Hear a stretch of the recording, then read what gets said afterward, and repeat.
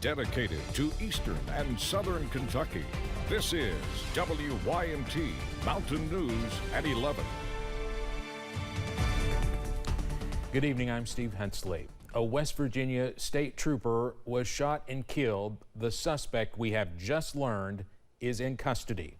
We are continuing to follow that breaking news out of Mingo County. West Virginia's governor says Sergeant Corey Maynard was killed in what appears to be an ambush-type situation in the Beech Creek area of Matewan in Mingo County. We have learned that Maynard went to high school in Belfry in Pike County and graduated in 2003. Now, this all started around 3:30 this afternoon. Troopers say they were responding to a shots fired complaint, and when they arrived at the scene, they found someone had been shot. One of those responding troopers was Sergeant Maynard. When he arrived, they say he was shot in an ambush-style attack. There is no word on who the other person shot is or their condition tonight. Schools in the area were put on lockdown, and the graduation ceremony at Mingo Central High School was rescheduled for tomorrow morning. Now, this is a picture of the suspect, Timothy Kennedy. Police say he is from the Beech Creek area. We were told earlier that he had been spotted in the Beech Creek area around 10 o'clock, and just before the newscast, we learned he has been taken into custody. The circumstances surrounding him being arrested, not clear yet. We're still working to hear exactly what happened with his arrest, but the bottom line is he is in custody after a several-hour manhunt as residents were told to shelter in their homes. Now, Sergeant Maynard was taken to the hospital in Logan County, but again did not survive. A constant stream of police was seen going in and out of Logan Regional Medical Center until around 8:30 tonight, when one ambulance surrounded on both sides by state troopers appeared. State police say this procession took Trooper Maynard's body to the state medical examiner's office in Charleston. People who live in the area where this happened are shocked. It's nothing like this really happened since I've lived here, which has been my whole life, so it's just weird, and hopefully it all gets resolved soon. Governor Jim Justice released a statement about the incident, saying in part, "I am absolutely heartbroken tonight to report that Sergeant Corey Maynard of the West Virginia State Police was fatally wounded in an incident this afternoon near Matewan. Kathy and I share our deepest sympathies and our heartfelt prayers to all of Trooper Maynard's loved ones and the entire law enforcement community of West Virginia for this tragic loss tonight. The brave men and women of law enforcement and all first responders who put their lives on the line every day to keep us safe are an inspiration to us all." Governor Justice has ordered all U.S. and state flags be flown at half-staff to honor Trooper Maynard. Also hearing from several other officials in West Virginia tonight, including Senator Joe Manchin, all expressing their shock and disbelief and sadness over what has happened. WYMT's Buddy Forbes has been as close as he could get to the scene for the last several hours as the media and people living in that area were waiting for more answers. It has been an hours-long search here near Beech Creek Road as troopers with the West Virginia State Police and local law enforcement officers searched for the man they believe is responsible for a shooting that killed one of their own. The roadway has been blocked for hours as troopers search trunks and back seats, while teams comb the surrounding area, searching for 29-year-old Timothy Kennedy. Kennedy is believed to be connected to the shooting that injured one person and killed West Virginia State Trooper Sergeant Corey Maynard. He is expected to be armed, so people in the surrounding community are urged to stay safe and keep their eyes open. Many people have been waiting in this intersection for hours, unable to get to their homes. They say this is not something that happens here in their community, and it's heartbreaking to have this news coming from home. In Mingo County, West Virginia, Buddy Forbes, WYMT Mountain News. And again, just after Buddy filed that report, we learned the suspect, Timothy Kennedy, had been arrested. I'm sure a huge sigh of relief for folks in that area, and hopefully folks can get back into their homes tonight. But again, the latest breaking news is that the suspect in this shooting that took the life of a West Virginia state trooper, Timothy Kennedy, is in custody. Now, You might remember Mingo County has seen law enforcement violence before.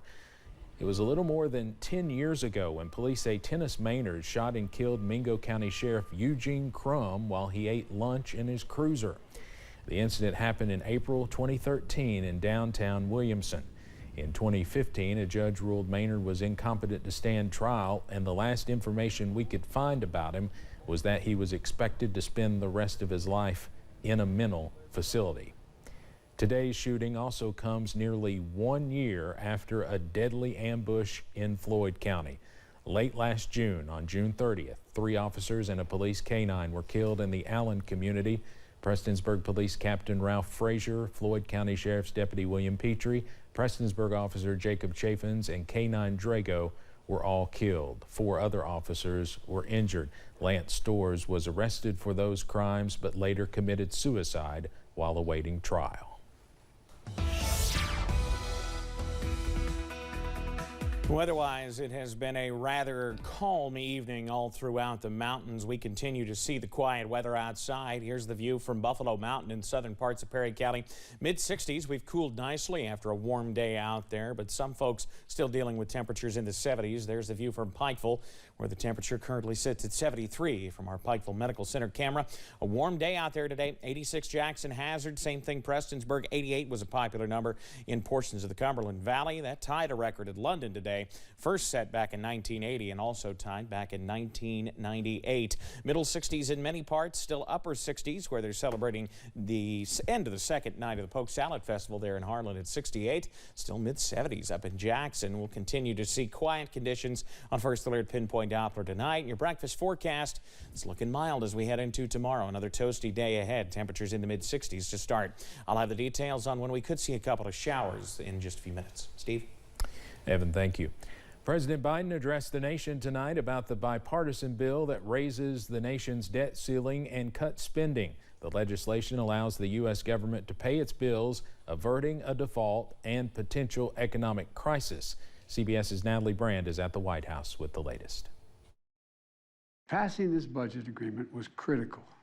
The stakes could not have been higher. In an Oval Office address Friday night, President Biden hailed the newly passed budget and debt agreement that heads off an unprecedented default. No one got everything they wanted, but the American people got what they needed. We averted an economic crisis, an economic collapse. The bill, which was brokered by the president and Republican House Speaker Kevin McCarthy, raises the nation's debt limit past the 2024 presidential election. It essentially freezes domestic spending for 2 years while hiking Pentagon spending by 3%. Not enough for some GOP senators worried about limits to defense spending. The people who negotiated this, I wouldn't let them buy me a car. While Republican negotiators tout spending cuts, President Biden points to protections for programs including Social Security, Medicare, and medical care for veterans. Medicare is protected, and so are millions of people most in need. The president says he will sign the bill on Saturday, just ahead of the Monday deadline when the Treasury Secretary says the U.S. will run short of cash to pay its bills. Natalie Brandt, CBS News, the White House. The deal that lifts the federal debt limit split Kentucky's 2 U.S. senators. Minority Leader Mitch McConnell voted yes, while Senator Rand Paul voted against the compromise. Kentucky ranks last in the nation in renewable energy production. A Kentucky company is hoping to change that with a $230 million private investment solar plant in Martin County. Eadlin Renewables, in partnership with Savion, are building the plant on the old Martiki coal mine site. Martin County Judge Executive Dr. Lon Lafferty says an investment like this is key to the county's future. We also look, of course, beyond the next 2 years and the jobs that we see is that the ancillary industries that might spring up around this. And it also shows that there's a lot of use for these abandoned strip mine lands. Officials expect the project will bring around 300 construction jobs and 11 full-time positions. Remote Area Medical, or RAM, is back in Perry County this weekend to provide free health care services. The clinic is at East Perry Elementary tomorrow and Sunday. Free dental, vision, and medical services are provided on a first-come, first-served basis. However, patients should be prepared to choose between dental and vision services. Clinic doors open at 6 a.m., but the parking lot is already open, and it's open to anyone and no ID is required. Coming up, we'll take you to the Polk Salad Festival and show you an exhibit celebrating women in the arts in Appalachia. Plus, we'll also have a look at what the weather could bring for day 3 of the Polk Salad Festival after this. Every